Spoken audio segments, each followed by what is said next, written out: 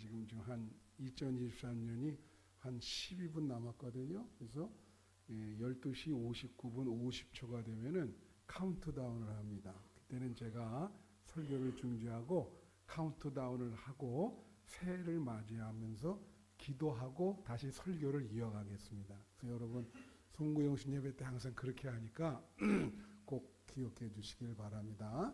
그러면 하나님의 질문과 인간의 질문이라는 제목으로 송구영신의 메시지를 여러분에게 전해드리겠습니다.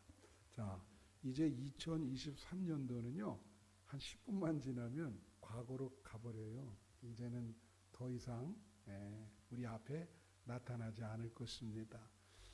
그래서 이제 2023년을 보내면서 중요한 거는 이 10분 남았지만은 과거를 청산하는 일이 중요해요. 과거를 청산한다는 말은 우리가 부정적으로 힘들게 살았던 거 있으면 망각할 것은 망각하고, 갖고 가면 안 되잖아요. 그죠? 새해에는 좀 좋은 일만 있어야 되는데, 그런 건 망각해야 되고, 또 교훈되는 과거가 있어요. 아, 내가 저렇게 했으면 안 되는 거였는데, 그런 교훈되는 과거는 우리가 과거에 대해서 내가 이제 앞으로 저렇게 살지 않겠다라고 하는 교훈을 갖고 가는 겁니다. 그게 과거를 청산하는 거예요. 그래서 이제 과거를 청산할 때 내가 항상 이 송구영신 때 여러분 해주는 게 전국의 대학 교수들이 올 한 해를 2023년도를 특징 짓는 그 고사성어를 이렇게 투표를 해요. 그래서 1위, 2위, 3위 그게 거의 2000년 이전부터 시작해가지고 매일 이렇게 합니다. 그래서 저는 그걸 꼭 교수들이 하는 거라 이렇게 참조를 하는데 올해의 1위가 뭐냐면은 결리망의라고 하는 겁니다. 근데 그게 뭐냐면 볼견, 이익을 취하다는 리예요. 망은 망각하다. 의는 의롭다는 거예요. 그러니까 그 결리망의가 무슨 뜻이냐면 이익을 보면 옳을 의를 망각한다. 그거예요. 그러니까 작년에 올해죠. 올해 한국 사회가 그렇게 살아왔다는 거죠. 눈앞의 이익을 보면 의로움을 잊어버린다. 라고 하는. 그 다음에 두 번째 거 하는데 두 번째 그분들이 쓰는 투표에서 한 고사성어는 여러분이 잘하는 거예요. 이게 뭐냐면 적반하장이라는 겁니다. 그 적반하장은 뭐죠? 죄 지은 놈이 썽을 내는 거거든요. 그냥 죄를 져놓고 당당하게 막 그게 적반하장이에요. 작년에 올해죠. 올해 아직 10분 남았으니까 올해 한국 사회가 그랬다. 오히려 죄 지은 사람이 더 활보하고 그런 사회였다. 그렇게 보는 겁니다. 그래서 그런 거는 이제 우리가 1년을 보내면서 교훈이 되죠. 우리는 이렇게 살면 안 된다. 2024년도는 정말 말씀대로 성실하게 살아야 된다. 이제 이런 생각을 갖게 되는 겁니다. 그래서 오늘 제목이 하나님의 질문과 인간의 질문인데요.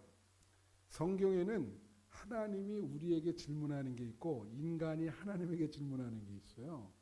잘 읽어보시면 이게 다양한 상황 속에서 하나님이 우리에게 질문을 하십니다. 그리고 인간이 또 하나님에게 질문을 해요. 그런데 하나님의 질문은요, 오늘 지금 말씀을 드리지만 제가 이게 현재형으로 해석할 수도 있고 과거형으로 해석할 수도 있어요. 그러니까 예를 들면 이런 겁니다. 창세기 3장 9절에 보면 이런 말씀이 있어요. 비춰주시면 이 아담이 죄를 짓고 이제 선악과를 따먹고 숨었거든요. 그러니까 하나님이 아담을 부르시고 그에게 이르시되 질문을 했어요. 뭐라고 질문하죠? 내가 어디 있냐? 질문을 하는 거예요. 아담에게. 숨어있는 아담에게. 너 도대체 어디 있어? 그러니까 그거는 우리의 현 주소를 묻는 거예요. 너 어디에 지금 네가 있는 자리가 어느 자리냐? 이거를 과거형으로 할 수 있어요. 너 어디에 있었냐? 갈 때 안 갈 때 가리고 있었냐? 어디에 도대체 어디에 있었냐? 묻는 거죠. 하나님이. 여러분 하나님이 묻습니다. 너는 어디에 있냐 도대체? 어디에 있었느냐? 우리 그 현존이라 그러죠. 우리의 실존이라 하는데 그걸 묻는 거예요. 넌 도대체 어디에 있냐? 어디에 있었느냐? 그죠? 그 다음에 또 창세기 4장 9절에 보면은 이 가인이 아벨을 죽이잖아요. 근데 형제지만은 그게 이제 그 사람들밖에 없기 때문에 결국은 이웃이나 마찬가지예요. 아담이 아들이 둘밖에 없었잖아요. 그죠? 예. 근데 아벨을 죽여요. 그러니까 이 아벨은 형제라기보다는 이웃을 상징하는 거예요. 예? 그러니까 이웃을 죽이니까 이제 가인에게 아벨이 어디 있냐 물은 아벨이 어디 있느냐 그렇게 묻는 겁니다. 이게 질문이에요. 가인에게 네 아우가 어디 있냐. 예. 그러니까 이 말은 네 이웃은 어떻게 지내고 있냐 그걸 묻는 거죠. 네 이웃은 어떻게 지내고 있냐 어디에 있냐 하나님이 우리에게 묻는 거예요. 여러분에게 묻는 거야. 네 이웃은 어떻게 지내냐 어디에 있냐. 그러니까 가인이 대답하기를 뭐라 그래요? 내가 내 아우를 지키는 사람입니까? 나 이웃에게 나는 책임이 없어요. 그렇게 대답하죠. 우리도 올 한 해 동안 그렇게 지나왔는지 여러분 한번 생각해 보세요. 그 다음에 또 창세기 16장 보면 하갈이 그 사라 때문에 쫓겨나요. 갈 데 없이 쫓겨납니다. 그럴 때 우리 창세기 16장 여기 9절에 보면 뭐라고 하냐면 이렇게 나오죠. 이르되 사라의 여종 하거라 16장 8절이네요. 내가 어디서 왔으며 어디로 가느냐. 이거 굉장히 무슨 질문이죠? 상당히 이런 게 이제 근본적인 질문이야. 하갈에게 물어요. 너 어디서 와서 어디로 가냐? 이거 참 대답하기 어렵죠. 너 어디로 갈라 그래? 갈 방향을 묻는 거예요. 우리 인간은 어디서 와서 어디로 갈까요? 여러분 그걸 아세요? 우리는 어디서 와서 어디로 갑니까? 우리가 하나님을 믿기 때문에 그런 거에 대해서 확실한 답을 갖고 있지만 하나님을 믿지 않는 사람들은 이거에 대한 답을 갖고 있지 않아요. 모르죠. 어디서 와서 어디로 가는지. 신비죠, 신비.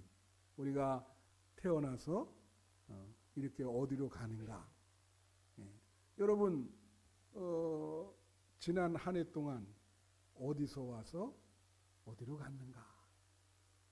어떤 방향으로 여러분은 움직이셨는가? 이걸 묻는 거죠.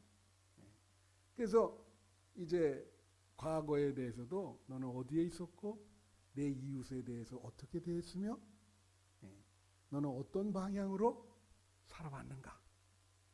그거를 하나님이 여러분에게 질문하고 계시는 겁니다. 그래서 그러한 질문에 대해서 여기 이 사람들은 대답을 못해요. 잘 대답을 못해. 하나님이 이렇게 질문하는 거예요. 만약에 여러분들이 하나님 곁을 떠났단 말이야. 그럼 하나님이 뭐라고 묻죠? 너 어디에 있냐? 도대체 뭐 하는 거냐? 한마디로 정신 차리라는 거지. 그죠? 그렇게 하나님이 질문하시는 거예요. 그래서 오늘 이 본문이 욥기인데요. 이 욥기 38장 10절에 보면요. 1절부터 4절, 38장 1절부터 4절을 비춰주시면 하나님이 욥에게 질문을 하세요.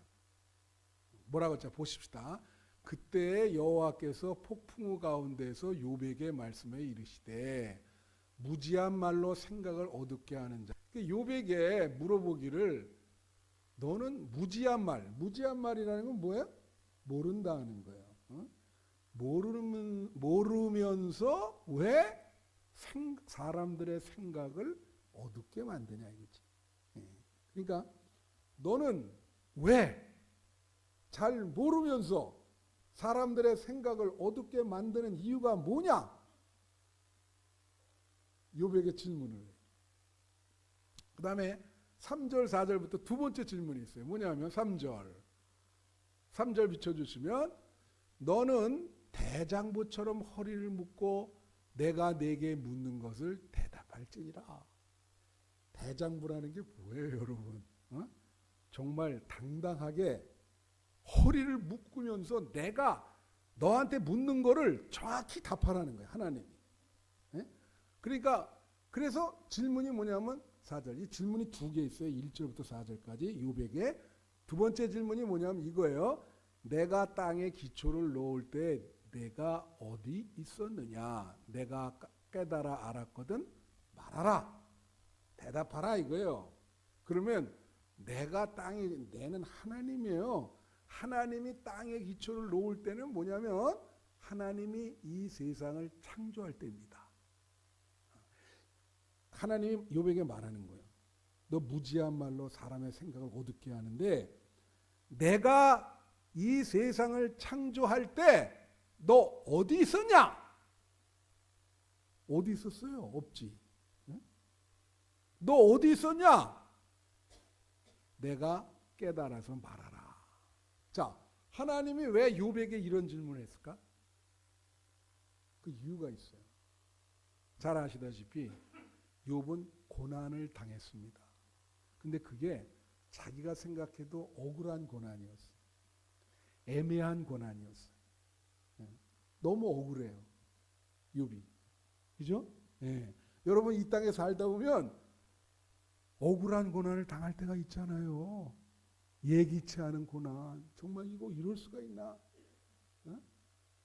밤에 잠도 잘 안 오고 그냥 그런 고난이 있어요. 그것도 여러분이 당하고 있는 문제이기도 해요. 삶이라고 하는 것은 흐름이 문제의 연속입니다. 그래서 신경을 쓰지 않고 살 수는 없어요. 인간이 어떤 문제에 대해서 항상 신경을 쓰면서 인생은 나아가는 거예요. 하나가 해결되면 또 하나가 터지고, 그렇죠? 욥이 잘 알다시피 어땠어요? 갑자기 가축들이 다 죽어서 재산이 다 날아갔어요. 자녀들이 다 죽었어요. 자기는 병들었어요. 부인이 뭐라 그래요? 하나님을 저주하고 죽어라 말이야. 네? 근데 욥은 뭐라 그러냐면 주신 자도 하나님이요 가져가신 자도 여호와니 여호와를 찬양하라. 거기까지 믿음으로 극복하고 4장부터 넘어가서는 아무래도 너무 억울해. 욥이. 믿음으로 승화를 해야 되는데 안 돼요. 그러니까 어떻게 하냐? 하나님에게 질문을 하는 거예요. 질문하는 것보다도 약간 읽어보면 대드는 분위기야. 뭐 어떻게 질문할까요? 이렇게 질문합니다. 하나님, 왜 나를 만드셨습니까? 이유가 뭡니까? 그리고 또 뭐라고 얘기하냐면 왜 나를 만들면 잘 살게 하시지? 왜 나에게 이런 고난을 주십니까? 하나님, 나에게 고난을 주신 이유가 뭡니까? 계속 질문하는 거예요. 친구들이 와서 계속 깐죽거리면서 네가 그런 질문할 자격이 없다 그러면서 자꾸 욥을 그걸 약 올린다 그러죠. 자기 고난을 당해서 지금 힘든데 옆에서 그러고 있어요. 그러니까 욥이 더 힘들어가지고 하나님에게 계속 질문하는 거야. 그거에 대해서 하나님이 참고 있다가 욥에게 지금 대답을 하시면서 대받아서 질문을 하시는 거지.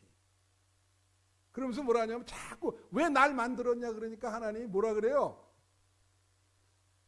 너 왜 무지한 말로 그렇게 잘 모르면서 그러냐?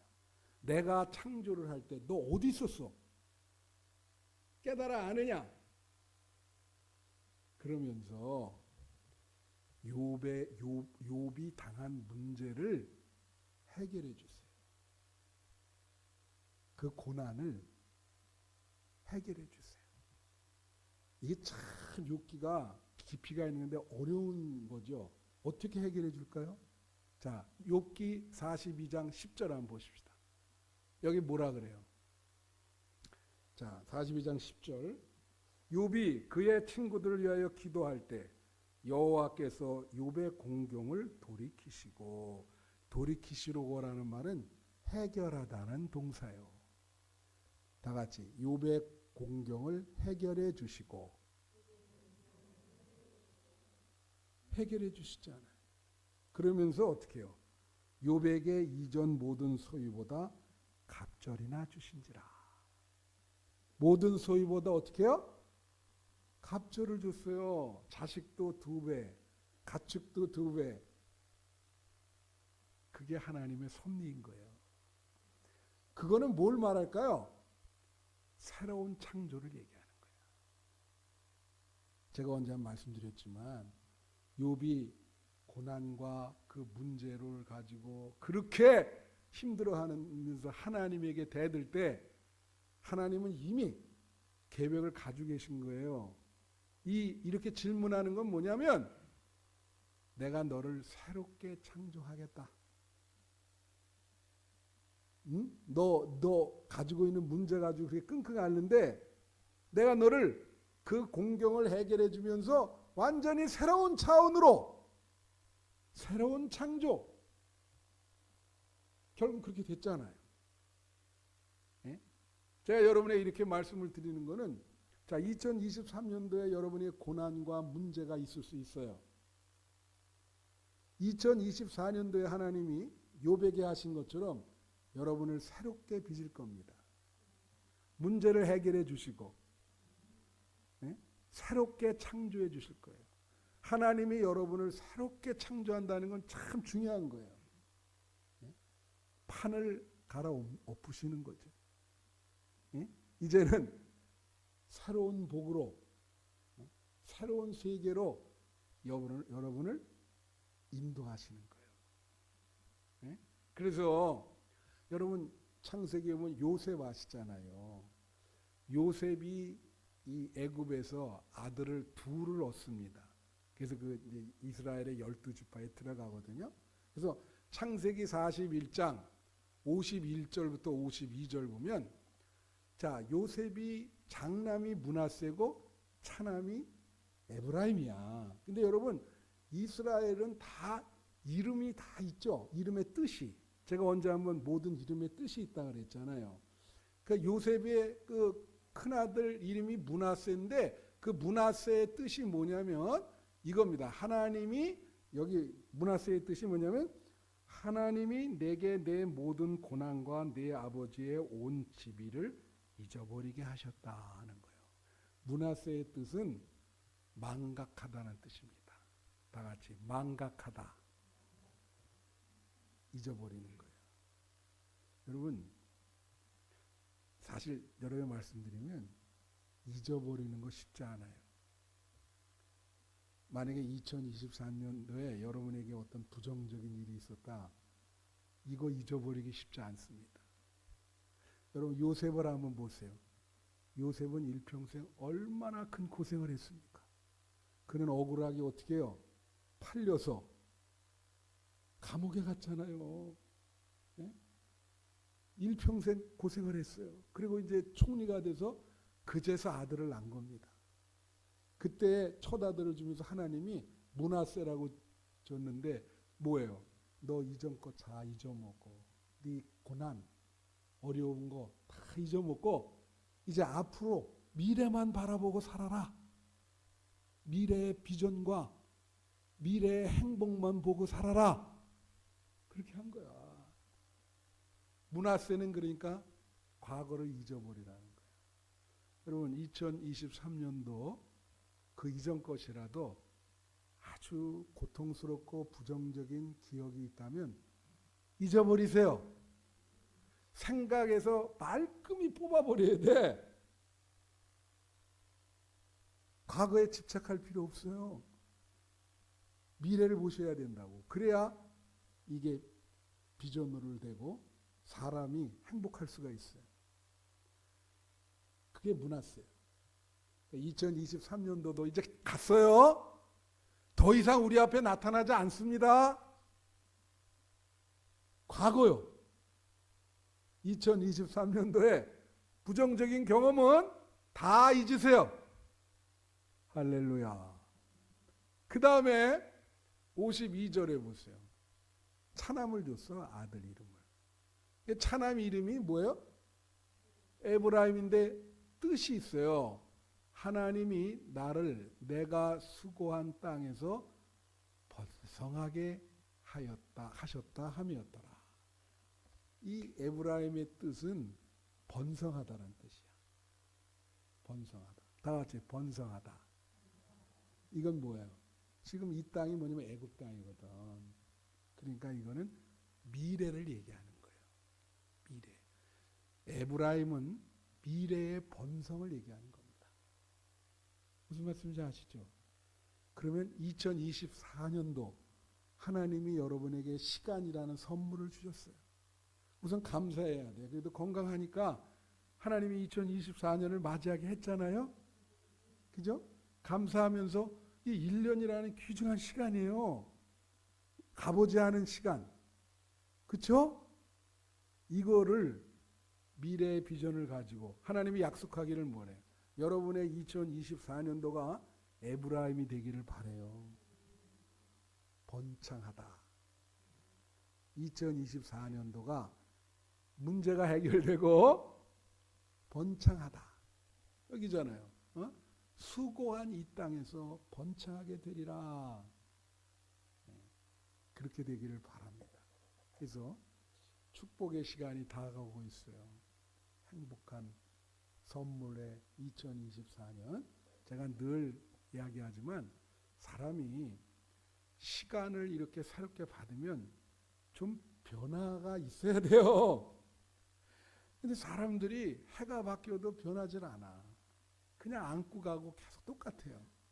그러나 이렇게 해가 바뀔 때는 좀 사람이 변하려고 노력을 하셔야 돼요. 내가 2024년도에는 그래도 이전보다는 좀 다르게 살아야 되겠다. 그죠?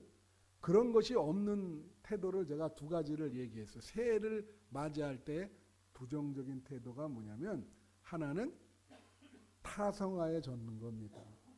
그것을 맨네리즘이라 그러는데 쉽게 말하면 그냥 게으르고 나태한 그것이 그대로 지속이 돼가지고 새해가 돼도 똑같은 거예요. 예, 그렇게 되면 안 돼요. 좀 새로워지려고 노력을 해야 돼요. 또 하나는 인생을 살다가 하도 그냥 실패를 많이 경험해서 그런지 냉소적인 태도를 취하는 사람이 있어요. 우리가 시니컬하다 그런 표현을 쓰는데 이런 사람은 어떻게 하냐면 해가 바뀌어도 에이 뭐 역사에 새로운 게 있나? 시간이 바뀌었다 그래서 나에게 뭐 좋은 일이 일어나겠는가? 그런 태도를 취하면 안 돼요. 제가 분명히 약속드릴 수 있는 것은 하나님께서 여러분에게 새로운 시간을 선물로 주셨는데 1년이라는 건 여러분이 경험해보지 못한 것을 경험할 거예요. 그리고 분명히 말씀드리는데 이전보다는 2024년도가 더 나아질 것입니다. 에브라임의 의미 번창할 것이다. 한빛교회 성도님들 2024년이 축복의 원년이 되기를 바랍니다. 예, 번창하는 계기가 되고 여러분이 안고 씨름하던 과거의 문제가 완전히 해결되고 하나님이 욥에게 말씀하듯이 새롭게 빚어지는 거예요. 여러분은 2024년도에 새롭게 빚어져서 그죠? 새로운 창조. 그래서 축복을 2배나 받고 이전보다 갑절로 여러분이 번창하는 그 역사가 2024년도에 일어나기를 축복해요.